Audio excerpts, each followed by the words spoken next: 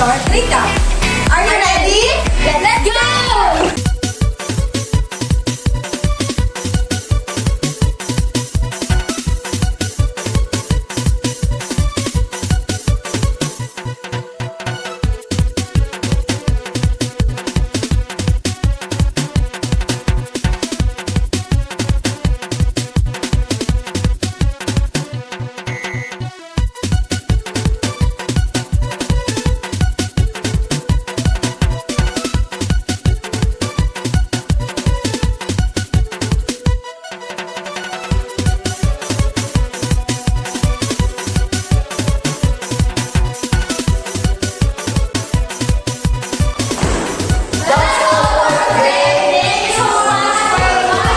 Hi, my name is Cruz. So we're done in watching short recap of our previous lesson, the locomotor and non-locomotor movements.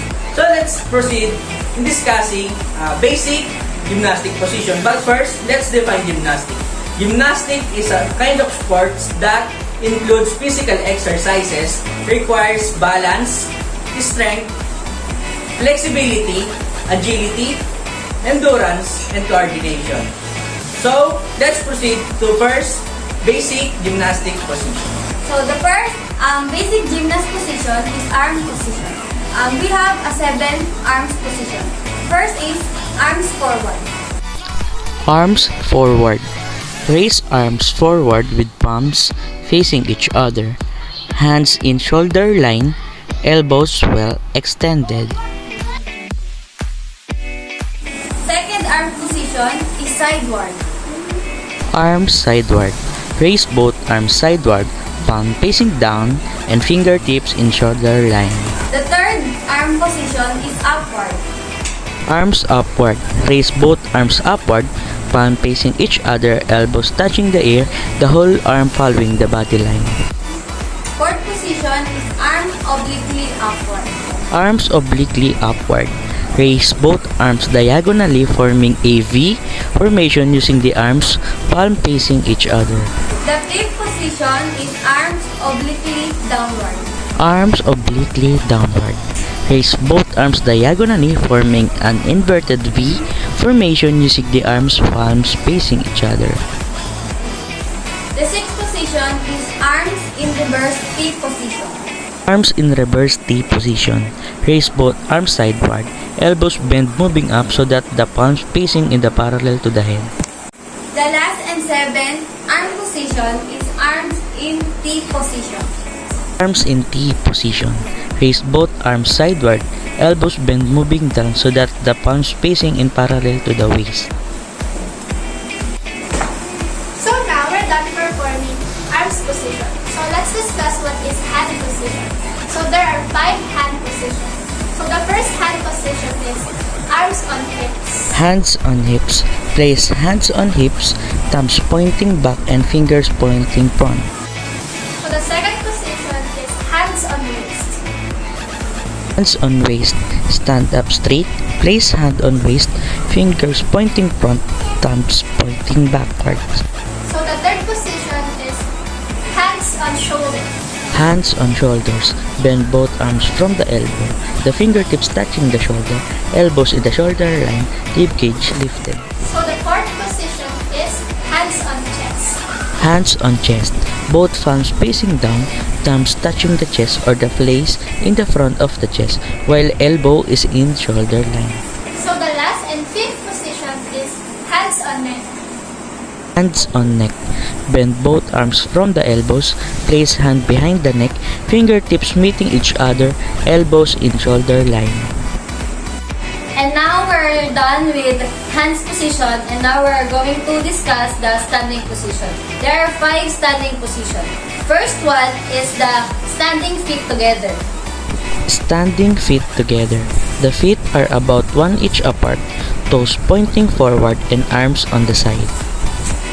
The second position is stride position. Stride position. The feet are about 12 inch wide or more. The weight of the body is on both feet and both arms at side. And the third position is the lunge position. Lunge position. bend on one knee, the other leg is straight, but weight is on both feet and hands on hips.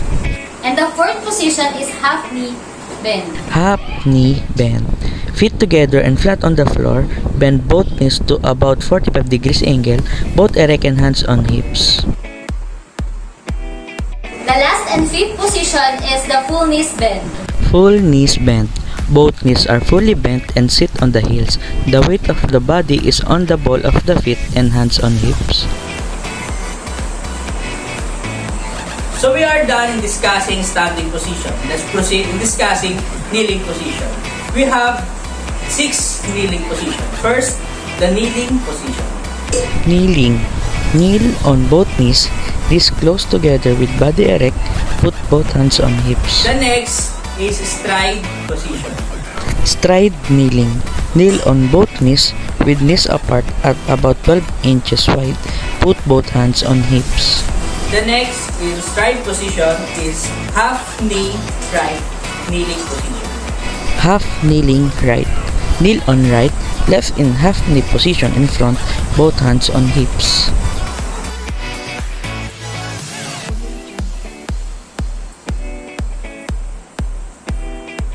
The next position is kneeling position, right leg extended. Kneeling position, one leg extended. Kneel on one leg with the other leg extended sideward.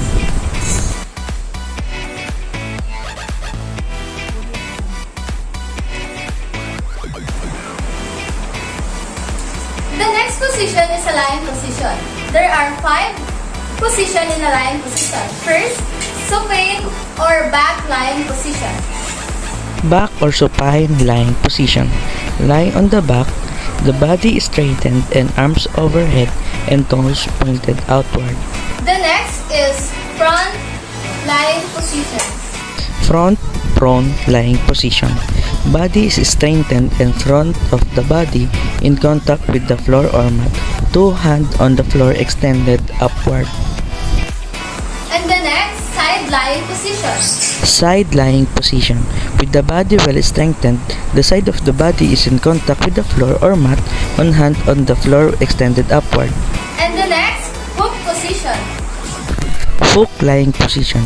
In a back lying position, bend knees with the feet close to buttocks and flat on the floor, both arms extended overhead. And the next, turn Tuck lying position. Lie on the back, pull both knees close to the forehead, hold shin of the legs. And now we are done in lying position. And now we're going to discuss the sitting position. There are 13 positions in sitting. The first one is long sitting position. Long sitting position. Sit with leg extended, forward toes pointed, trunk erect and both hands on The hips. second one is the long rest sitting position. Long sitting rest.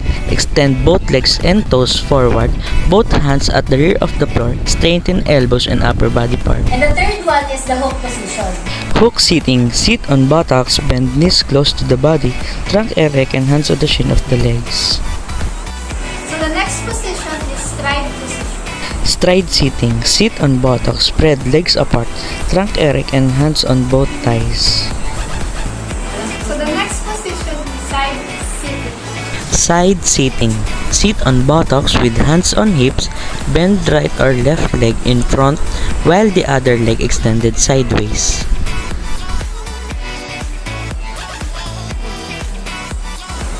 The next sitting position is hurdle sitting.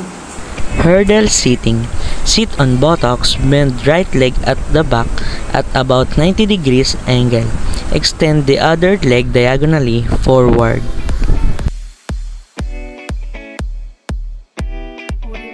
The next sitting position is frog sitting. Frog sitting. Sit on buttocks, feet touching each other, knees flat on the floor, hands on both knees. The next position is cross sitting. Cross sitting. Sit on buttocks, put legs in cross sitting position with knees pointing outward. Cross arms at shoulder level. And the next position is a heel sitting. Heel sit. From kneeling position, sit on the heel of the feet, toes pointed at the back, both hands on hips.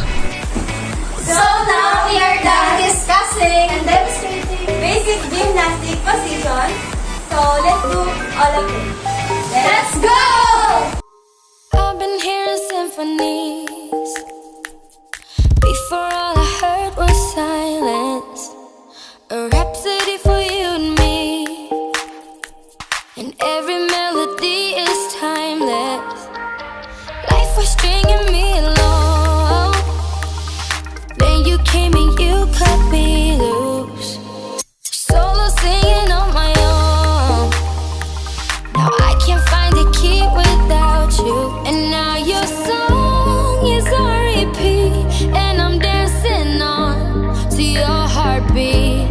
And when you're gone, I feel incomplete. So if you want the truth, I just wanna be part of your symphony. We hold me tight and not let go. Symphony, like a love song on the